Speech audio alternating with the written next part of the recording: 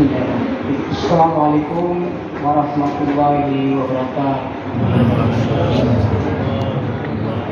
Alhamdulillah. Alhamdulillahilladzi hadana ila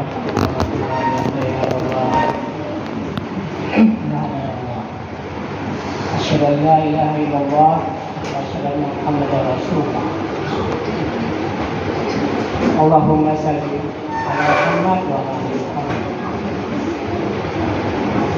Pertama, marilah senantiasa kita mengucapkan puji dan syukur kepada Allah SWT. Hanya dengan izinnya kita masih diberi kesehatan, umur, dan kesempatan untuk dapat berhadir di musala ini dalam rangka melaksanakan ibadah sholat isya tarawih dan zikir. Salam dan salam juga tidak lupa kita sanjungkan kepada tauladan kita Rasulullah Muhammad SAW. Dalam waktu yang singkat ini, sebenarnya jatah saya berceramah beberapa hari yang lalu. Kebetulan pada malam ini Pak Zuhri berhalangan, jadi saya nggak numpang. Baiklah, dalam waktu yang singkat ini saya ingin berbagi tentang sesuatu yang sudah sering dan selalu kita ingat, kita bicarakan, yaitu tentang akhlak.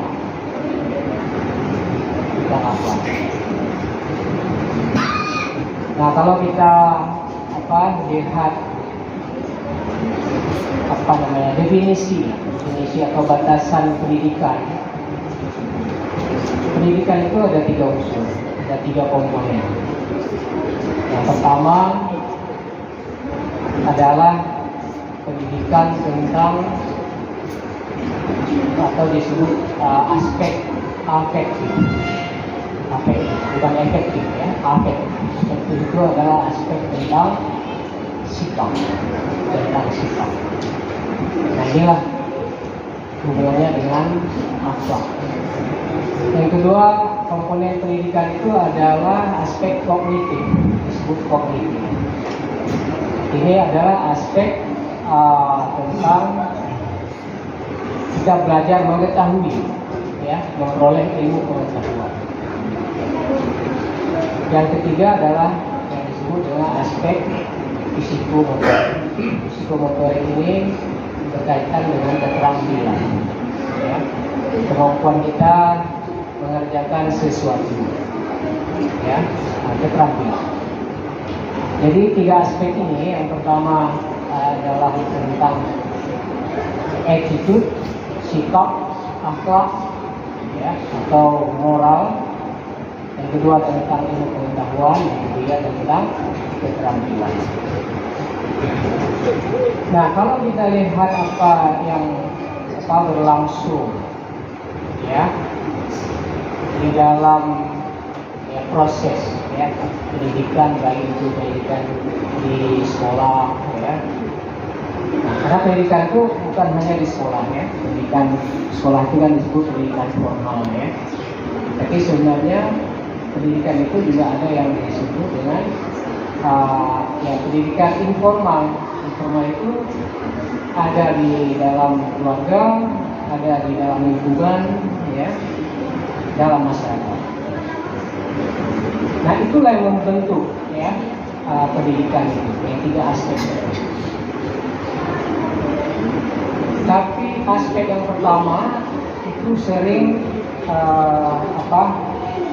kalau kita lihat di formal saja, mungkin juga sebagian di keluarga atau di masyarakat. Ya, aspek yang pertama tadi itu sering terabaikan, ya, terabaikan Karena kalau kita lihat misalnya di banyak sekolah, itu kan sering anak itu dianggap berhasil kalau pengetahuannya hebat, ya, hebat. Dan akhlak sering diajarkan juga sebagai aspek mengetahui saja, sebatas mengetahui. Padahal akhlak ini dia harus dibiasakan, ya, dibiasakan. Dibiasakan itu habituasi itu supaya dia tertanam di dalam diri anak-anak itu akhlak yang mulia, akhlak yang baik. Ya. Nah kalau di Jepang misalnya, ya, di sekolah itu kebersihan sekolah atau toilet, ya, itu disuruh sama anak-anak digilir. Kalau sekolah kita sebagian mungkin ada, sebagian cleaning service. Jadi tidak dianggap itu bahagian dari pendidikan habituasi biasa. Ya. Demikian juga di pendidikan anak usia dini, ya. Nah, barangkali aspek pengetahuannya yang digenjot, ya, bisa-bisa, tapi aspek yang dua lainnya yaitu aspek akhlak dan aspek keterampilan. Keterampilan ini kurang juga. Misalnya keterampilan ini macam-macam, ya. Nah, banyak anak-anak kita ini tidak bisa lagi mengerjakan hal-hal yang kecil, ya. Beda dengan zaman dulu. Zaman dulu, ya, anak-anak itu biasa, ya, ikut memasak, ya, bantu orang tuanya. Ini anak-anak sekarang pegang palu aja nggak bisa, ya. Atau mau malu tidak bisa, pegang palu bisa, ya. Malu nggak bisa, ya. Jadi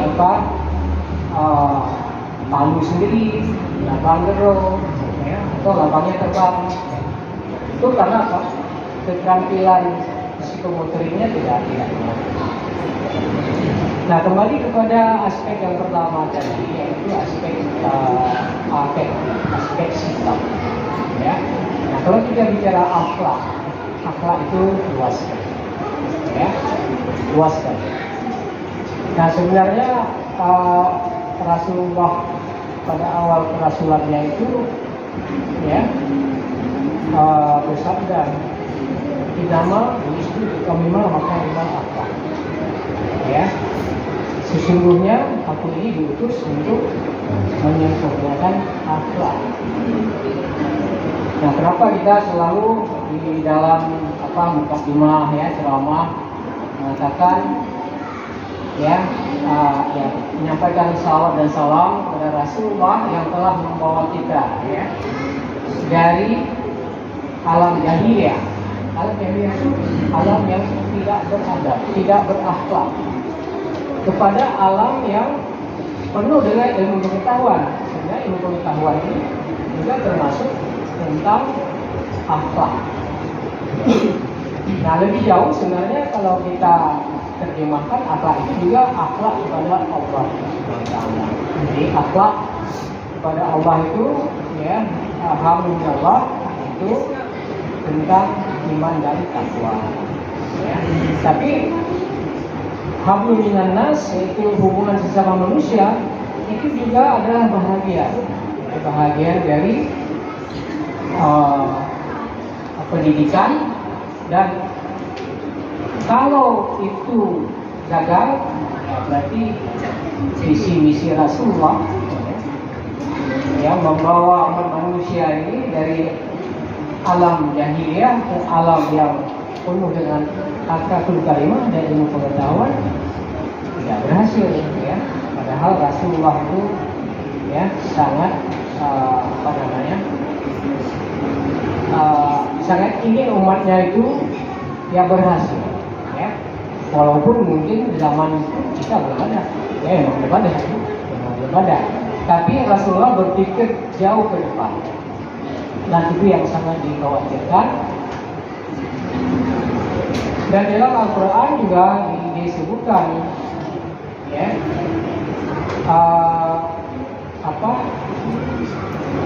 ya, sesungguhnya di dalam apa namanya, sudah ada ya di dalam Rasulullah itu contoh tauladan. Ya. Ini saya nggak ingat ayatnya. Laqad kana lakum fi Rasulillahi uswatun hasanah. Jadi di apa namanya, sungguh sudah ada ya di dalam diri Rasulullah itu suri tauladan ya, uswatun hasanah. Artinya kalau kita ingin berhasil di dalam membentuk akhlak, itu harus dari anak-anak ya, ibarat pohon bambu ya. Bambu itu kalau udah apa namanya, udah dewasa ya, susah, udah bengkok-bengkok. Jadi dibentuk itu betul-betul di dalam keluarga ketika masih kecil ya, supaya dia anak-anak yang berhasil dari sudut akhlak ya. Karena kita lihat setelah dewasa banyak orang hebat ya, banyak hebat, tapi akhlaknya tidak apa namanya, timpang ya, hebat, punya jabatan tinggi, punya ya pengetahuan yang hebat ya, tapi dari sudut akhlak masih perlu diperbaiki, tapi nggak bisa diperbaiki lagi ya, sudah lewat ya. Nah, kalau kita mengacu kepada Rasulullah kan empat apa namanya, sifat Rasulullah yang bisa kita jadikan tauladan ya, yaitu siddiq, amanah, tabligh, dan qadha ya. Siddiq itu benar ya, benar. Jadi Rasulullah itu selalu menyampaikan yang benar. Jadi tidak pernah berbohong ya, tidak pernah berbohong, benar. Nah, kita mungkin coba kita introspeksi muhasabah ya, diri kita ya, maksud saya ya, bagaimana sifat ini kita bisa tiru ya, mungkin sengaja atau tidak sengaja, apalagi di zaman media sosial ini ya, kita sering meneruskan ya berita bohong, hoax ya, belum tentu benar, tapi berdampak kepada akhlak masyarakat ya, apalagi anak-anak yang gadget sekarang sudah sering meniru ya. Maka ketika di berita kejadian bullying ya, perundungan ya. Itu karena apa? Mungkin pengaruh dari media sosial. Kemudian yang kedua itu siddiq, amanah. Jadi ini terkait ya, amanah ini ya banyak sekali ya, kita kembangkan luas ya. Amanah misalnya kalau berhutang harus bayar kan gitu ya, atau kalau menerima berita untuk disampaikan harus disampaikan. Kalau disampaikan pun jangan dipotong-potong. Nah, karena kalau udah berkurang persennya ya, disampaikan 100%, tapi orang kedua mendengar udah 90%, yang menyampaikannya udah diporting 10%.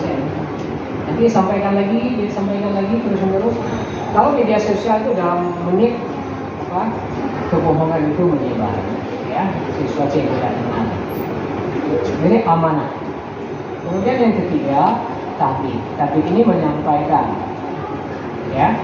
Nah, Rasulullah ini punya sifat menyampaikan, terutama wahyu ya, wahyu dari Allah, tidak ada yang tidak disampaikan, dan yang disampaikan pun tidak ada dipotong-potong ya, tidak ada. Nah, kalau kita kadang-kadang ada disuruh sampaikan, jadi kita sampaikan tidak perlu ya, atau tidak kita sampaikan sama sekali ya. Nah, jadi menyampaikan ya, tabligh. Makanya ada jamaah tabligh ya, jamaah tabligh. Seharusnya ada juga jamaah amanah, jamaah siddiq. Kemudian yang terakhir adalah fatona ini cerdas atau bijaksana ya.